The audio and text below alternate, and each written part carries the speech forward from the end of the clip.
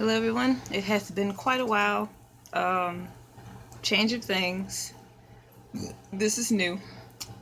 Um, Also, something else new, a new president. I think that it's been a long time since we've had a one term president, and I think this is the first one term president of my lifetime.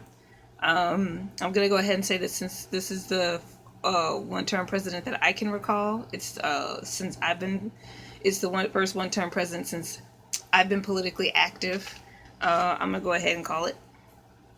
Um, so there's a lot to unpack since election day. Obviously, a lot of you may or may not have heard what happened in Minnesota, Minneapolis to be specific.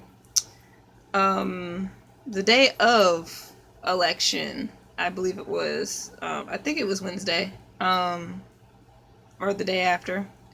There was a protest where they blocked off a highway, and the police came and kettled and arrested people. So the protesters were originally planning to be out there for 15 minutes, and the police, having escalated the situation, turned it into over 5 hours. Some people got away, and a lot of the people who got away, from what I heard, got very heavily maced. I also know somebody who that happened to. I also know someone else who did not get maced, but was kettled and detained and dropped off somewhere random. And this person informed me that they dropped off a lot of people in a lot of different random places. They separated teens from adults and dropped some people off in the suburbs. And based on what this person told me, they did this at night or early morning.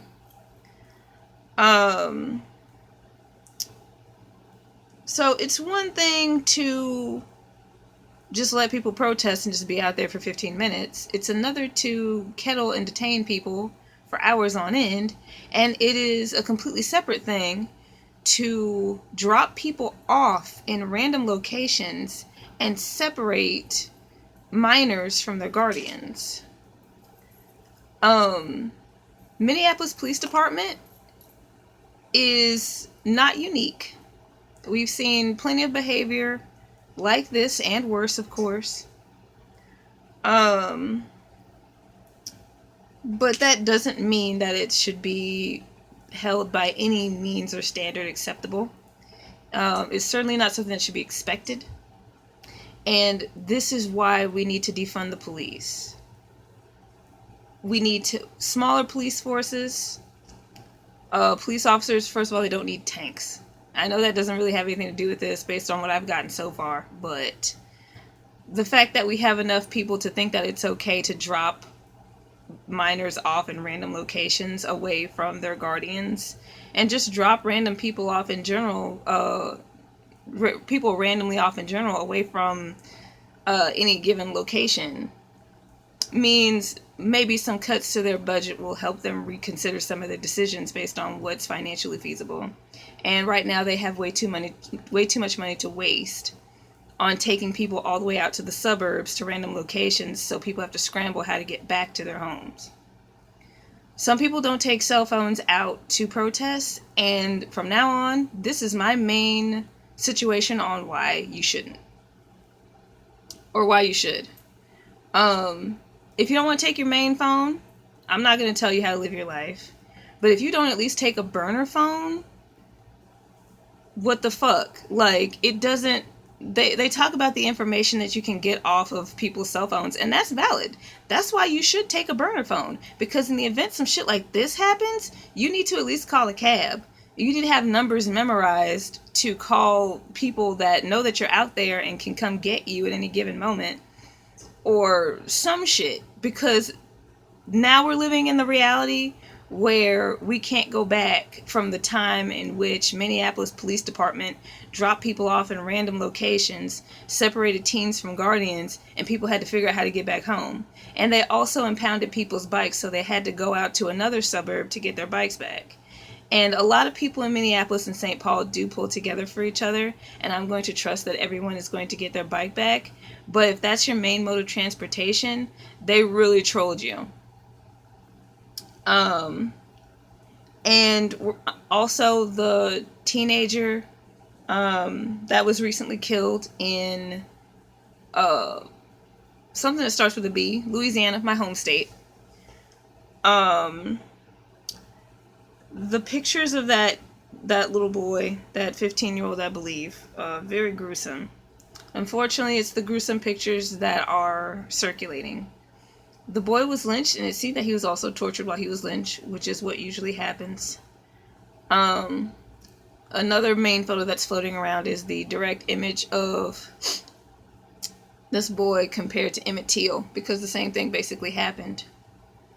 I'm not good with names, but I remember what happened. What happened was this boy was at I think he was at a football game, and his friend's mom and his friend picked him up without their parents' permission.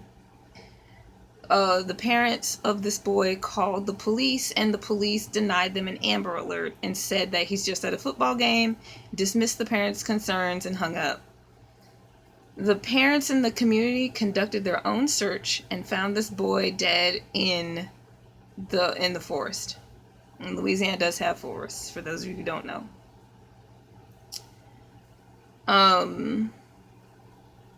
Another great reason to defund the police, because they're obviously not doing anything with the money that they have. I don't know exactly how much money that police department makes, but they obviously need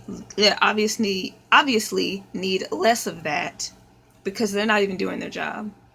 And yes, that is the police's job. The police's job is to conduct searches, especially for minors. It doesn't matter how long the minor has been missing. An Amber Alert is supposed to go out as soon as it is requested for someone under the age of 18. I also believe that Amber Alerts are supposed to immediately go out for people with certain mental disabilities, such as Alzheimer's and dementia. And a little bit about the election. Of course, I'm happy that we're not going to go into full-blown fascism, but I don't want to go back to the status quo either. We shouldn't go back to the status quo. There's plenty of work to do. A lot of people realize that, but there are so many people that are so entranced in the status quo that even the full-blown fascism that was right around the corner wasn't enough to take them out of what's still directly in front of us. The people who are still suffering, the people who were suffering before coronavirus, the people who were affected before George Floyd's murder, all that.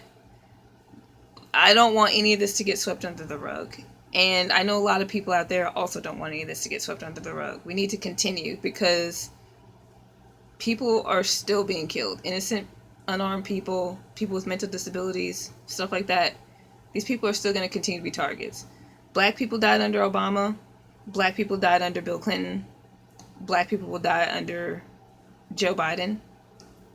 And the consequences need to escalate. There needs to be a solid understanding that the murder of innocent people, even regardless of race, but of course addressing how disproportionately Black and or disabled people are subjected to police brutality, there needs to be specific consequences, and they need to come from the top down. Do I think things will be better under Joe Biden overall? Yeah, Joe Biden's going to handle coronavirus. We're going to get, and he's already said that he's going to release a lot of executive orders to undo a lot of what Trump did, and we're going to rejoin certain organizations like the Paris climate change thing. We're going to do all that, and that's great. So we'll be back on our good international standing, that's for damn sure. And for those of you asking if Joe Biden had won under the Electoral College, would we still be against it? Yes, because if we didn't have the Electoral College, we wouldn't have had to deal with Trump in the first place, because Hillary would have won. So the Electoral College is still bad. So fuck you. And there's a whole lot of local government stuff to go on, because even though Democrats won the presidency, the House and Senate didn't look that good last time I saw it. And what about the local judges and mayors? People, these other elections are still so underrated and so overshadowed. A lot of people on the Senate and House level and other levels didn't show up to their debates. I saw all that shenanigans going down. And the fact that Mitch McConnell and Lindsey Graham still got their seats goes to show how underrated these other seats are. Like, you gotta do more than the president, people. You really have to do more than that. But at the same time, there were a whole lot of victories. The one I'm mainly surprised by is Susan Collins. Susan Collins is a yes man. And we just didn't like who she was saying yes to for the past 4 years. But when she's saying yes to someone we like, we don't care. And now that she's going to be saying yes to someone that I more agree with, I'm indifferent to it. I am surprised that Maine took that attitude instead of picking a candidate with more solid values that would fight for the values of Maine, no matter whoever the other person was. But I guess Maine just took the same stance that I'm taking of like, all right, well, we're going to like who you're saying yes to now, so go ahead. I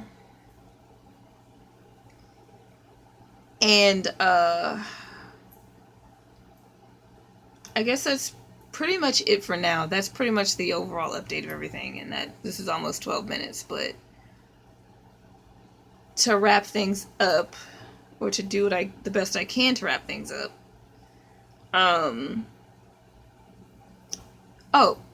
I've been protesting, of course. I haven't been protesting in large groups because protesting in large groups is how you get maced.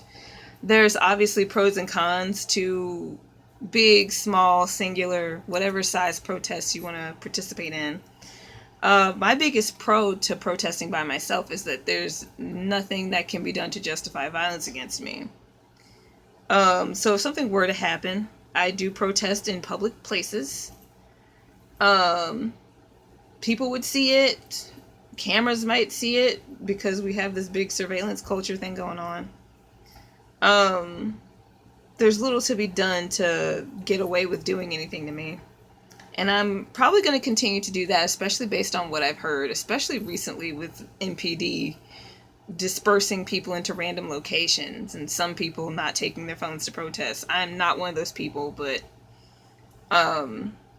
there's no real reason to do that to me. So, we still have fascism in America. We see that in how we treat sex workers, how we treat homeless, and how we treat our incarcerated population, be it juvenile hall or adult detention centers. And fascism should not be acceptable at all. Period. We need to fix this whole fucking thing. Thank you for listening. Have a nice day.